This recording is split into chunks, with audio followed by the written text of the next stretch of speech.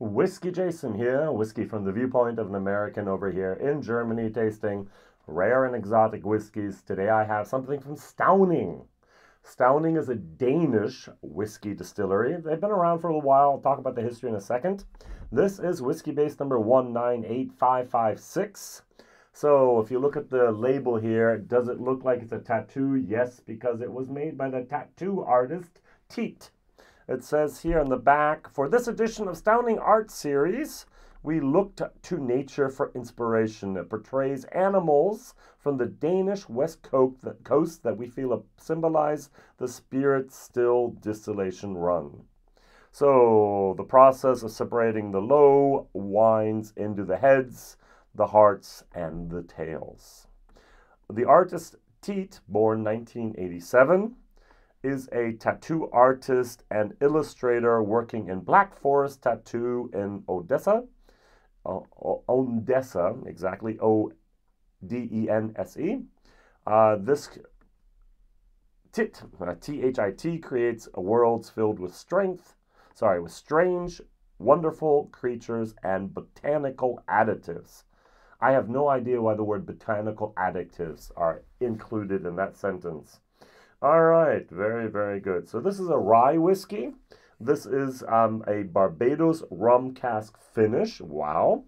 It was distilled in November 2017. It was bottled exactly 4 years later, November 2021. I have bottle number 135. The highest bottle I saw online so far was 266. So, all right. Cask is here 5553. And we have 54% alcohol by volume. Distilled, matured, and bottled by Stauning Whiskey in Denmark. Yay. All right, so I'm going to pour a little bit and talk about it. The original recommended retail price back then when it was released in December of 2021 was 75 euros. We're a little bit further along, and of those 200 plus bottles, at least 12 shops still have some online. Let's see if I can change this with my video here today. Some of them started putting on sale for 68 euros. All right, so we have the Stauning Distillery. I think that their history is kind of unique, and it's been years since I've actually had a bottle of Stauning here in front of me, so I want to tell you a little bit about them. I have never been to the distillery. I have been in Stauning. I used to go up there every fall in that area with my family, and we had a vacation home we would always go to, and we were always on the North Sea, and in October in Europe we have 2 weeks, at least in Germany, we have 2 weeks of fall vacation, and one of those weeks we'd spend up there, and it'd be beautiful, it'd be great, and we'd go to Strand, and we would go to other places, and we would actually be within it was within 10 miles of the distillery, and I've driven through Stauning. But back then, I didn't care about whiskey, and I didn't know about it. Now, Stauning Whiskey is a whiskey distillery, as I tried to say. It's located in Denmark, and it's in the western part of Jutland, just south of a small village called Stauning, near Skagen. And the distillery was originally founded in May 2005. All right, so 2 years from now, they can celebrate their 20th anniversary, which I think is great. It was actually founded by 9 Danish whiskey enthusiasts. I've met at least 5 of them. I know 3 of them personally. All right, it is the oldest whiskey distillery in the Kingdom of Denmark. I always forget that Denmark is a kingdom. And the idea was originally just to create a whiskey resembling the peated whiskeys that these 9 guys love from Islay. Yeah, and the production is done mainly by using local grains, local water. Everything is produced following the traditional Scottish whiskey methods. And the preparation started in a building owned by one of those 9 founders, and it was formerly used as a slaughterhouse.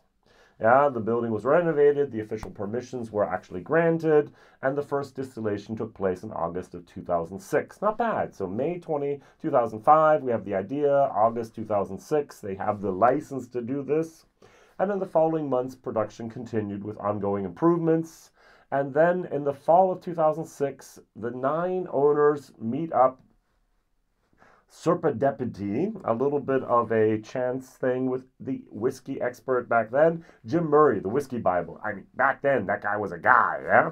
All right, and they presented the new spirit, and Jim Murray was very positively impressed, said, hey, it reminds me of an Ardbeg from the 70s.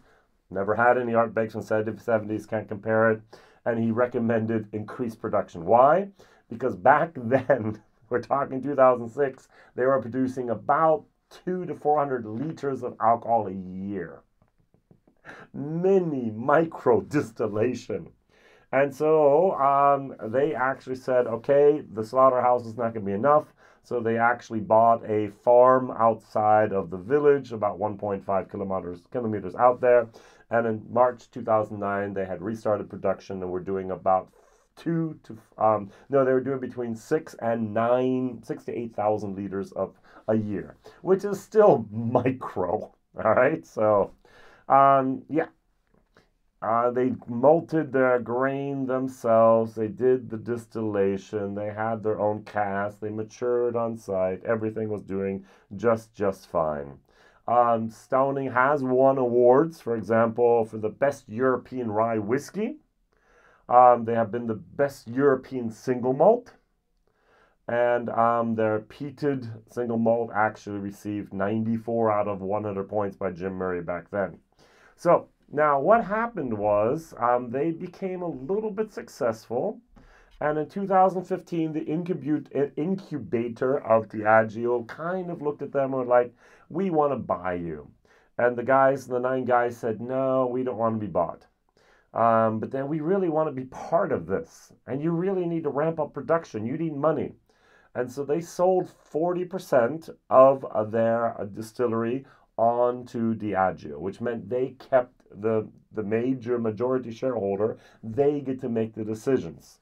And so what they did is they actually then created here a interesting distillery where they have, I think there's 16 pot stills, embolic pot stills, same size, same configuration, same thing they were doing before. They now have their own little malting facility where they have a robot that turns it every couple of whatever hours or so that it doesn't clot together. Beautiful, beautiful place. I still haven't been there. I think right before COVID, I was invited up there to actually, it must have been in the fall of 2019, where the facility finally went online. They would have even paid for a hotel. I had just moved 5 hours south of where I was, so it would have been an 8-hour drive up there, and I was like, nah, I can't do it. There are some things in life I regret, and that was one of the things. I should have went and actually been part of that opening up there. Love the guys, love what they're doing, love some of the products. Some of them things are way out there in left field where I don't know if I would like them or not. I know I don't like some of it, but what they did here I think is very, very, very interesting. Now, there are a few things I'm going to complain about. Number one, according to the European rules and regulations of whiskey, there is no such classification as rye. So, in almost every other food group of the world, I'm going to consider spirits a food group, you have to write down the ingredients on the back of the bottle, the box, or someplace. Why don't you put down here the mash bill? Is it 100% rye? Yay. Is it 90% rye and 10% malted barley? Great. Is it 5% rye and you call it a rye whiskey? Is it the American standard of saying 51% minimum and therefore it's a barely legal rye? We have no information whatsoever about this bottle. What I don't do, I know Ralphie does this all the time, he'll call a distillery and say, hey, the information's not on the bottle, the information's not on the website, tell me. I don't do that. I could, but I don't do that. I say, hey, I have the same information as you do. What I can find either on the website or on the bottle, that's what I pass along. So the second thing that I really disliked about this was the finish. Is this a 1-day finish, a 1-week finish, a 1-month finish, a 1-year finish? How long was the finish? We, inquiring minds, want to know that. All right, so I do know it's a 4-year-old whiskey. I do know that they call it a rye whiskey, and I do know that the rum came from Barbados. And the last thing I would like to know I'm a very inquisitive person here, is what were the casks used before the rum? Is it a first fill bourbon? I actually think that's going to be I think they might be virgin oak. Yeah, there's a lot of oak going on here, which I really like. What was it? And the last thing with the mash bill, which I forgot to mention, if it is 100% rye or majority rye, which I definitely hope it is it Malted rye? Ooh. Or is it unmalted rye? Yay. And that's also one of the questions there. What am I going to compare it to? Bam. Barrel seagrass. I am not a fan of this. All right, so this was the 59.56%. This is one of 12,208 bottles, and this is rye whiskey finished in Martinique rum. That's why I chose it. Madeira and apricot brandy barrels. Brandy is made from grapes. What are apricots doing in here? But that's something else that we can talk about on a different day. So, distilled in Kentucky, distilled in Indiana, distilled in Tennessee, and distilled in Canada. So, 4 different places. This was all blended together and then finished in 3 different things. All right, I think I'm getting too old for what's going on in this world sometimes, but hey, why not? This was a hit for many, many people in the States. All right, so I do like the nose of this. The first time I noticed it, it was like, oh, yeah. We have the dark rye. It's almost like a whole grain moment. Oh, wow. I've been away from the States so long here. There used to be that you have to get your fiber. And there was, what's the healthiest cereal out there? I actually Googled, wow. All Bran. Yeah, so these All Bran, that very, very whole corny moment, whole corn. There is a brown sugar moment going on here. There is a little bit of orange peel. Even at Christmas time, in Germany, we'd slice oranges, put them on a sheet, put them in the oven, bake them a little bit, and have that spiciness of the orange there. And it's got a sweetness going on there. As if I put the honey on I like raisin bran, so honey on the raisin bran without the raisins. Very, very nice. Now this is wacky.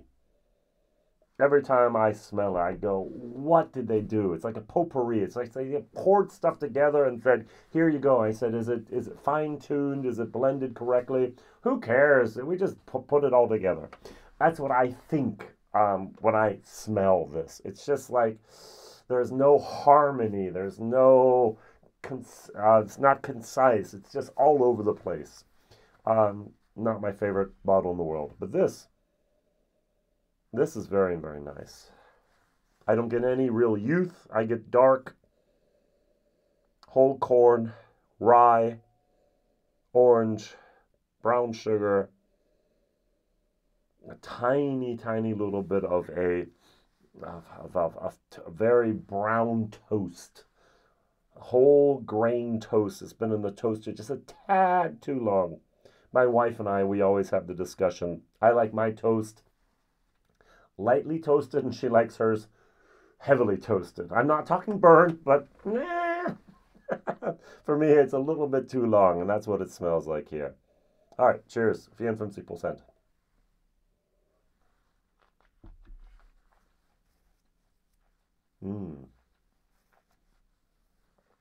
The 54 was 54%. My German kicking in there again.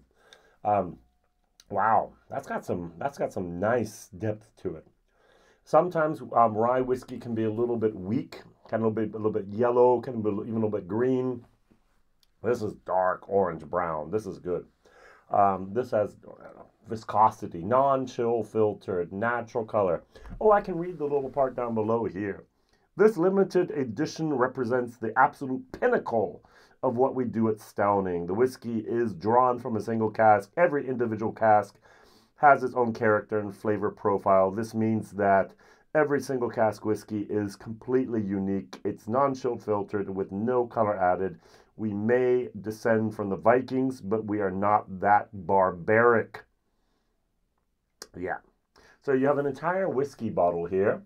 You have a nice little label here all by itself, and then you don't put any information about the actual single cask itself on there. Schade. Which is German once again for what a shame. So this was a Kirsch import exclusive. They are the importer now for Stauning here in Germany. And so they're doing a good job. And I really like this. This is a B- whiskey. It's got depth. It's got character. It's got complexity. There's no complaint whatsoever from me about it being young, even though it's only 4 years of age. I think there were new casks involved, and that Barbados rum really did a nice little coat, a little bit of the calming of the edges. I put water in it in German. It held up to the water fabulously, which it does not need. It's not hot in any fashion or whatsoever. Now, as I said, this is a 4-year-old whiskey. Paying 75 euros for 4 years is a little bit where I go, ouchie, ouchie, ouch. This, though, is from Denmark. This is a single cask. Nowhere does it say cask strength, though. I'm going to say value for money. You can now get it for 68 over here. C-. Now, would I rather have a Pikesville, 55.5% ABV, running over here about 80 euros? Yes. Would I rather have maybe a Sagamore, which I personally also import with my partners N10 over here to Germany, cask strength? Yes, for 79 euros. But if I compare it to a Rittenhouse, if I compare it to a Sazerac rye, if I compare it to a Bullet rye, I can get 2 of those bottles for 1 of these. Jack Daniels single barrel rye, love it. I would prefer, taste-wise, we're at the same level, but I'm paying 30 euros more for this. So that's the price I have to pay for a Danish product, a single cask product, a higher proof product. Okay, that is absolutely nice stuff. Stauning, keep up the good work. I hope to have more and more of your products where I can be very, very enthusiastic about them. Because some of your things are very experimental, and sometimes I kind of go, it's good you're experimenting, but not for me. So I was at a whiskey fair. Stefan Baumgartner, one of the distillers there, he actually said, Jason, come over here. And he poured Stauning onto my hand a little bit and said, smell. I went, that's weird. And he said, take a little bit. I took a little bit. I said, and he said, what is it hot? I said, no, but it burns. It's like, he said, jalapeno. I was like, yeah. He said, yeah, we had hot sauce in the cask before we put it in there. I couldn't feel my tongue for 20 minutes. You know, I'm a weakling with concerning anything of hot spiciness. He just had his little laugh. I washed my hands and it was like, yeah. And so hot sauce in whiskey, no thank you. I know George Dickel did it, and I know Stauning has something going on, and I know a few other places are doing it, but I don't like honey barreled, but I'd rather have a honey barrel any day of the week. I don't like maple barrels in my rye, even prefer that. So this is good.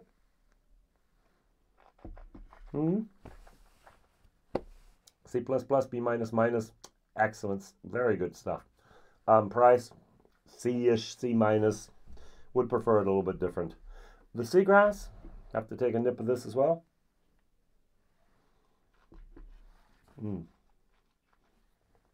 It is 59 point something percent. It's got so much going on at once. It just overpowers my ability to dissect what's going on there. The Madeira, the port, the rum, everything, the brandy.